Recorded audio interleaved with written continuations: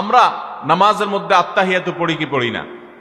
এই আত্তাহিয়াতুর মধ্যে একটা কথা আছে, আসসালামু আলাইনা ওয়া আলা ইবাদিল্লাহিস সালিহিন। এর অর্থ কি?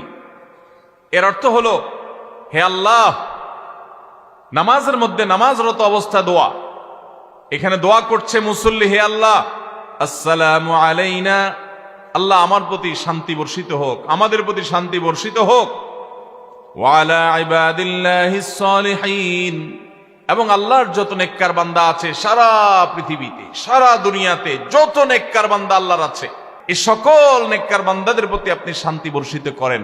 আপনি যদি নিজেকে নেককার বান্দা হিসাবে শামিল করতে পারেন, আপনি যদি নিজেকে আল্লাহর হুকুম এবং আল্লাহর আনুগত্য কর্ণওয়ালা মানুষ হিসাবে গড়ে তুলতে পারেন, তাহলে অটোমেটিকলি আপনি সারা দুনিয়ার সমস্ত নেককার মানুষদের দোয়া পেয়ে যাবেন।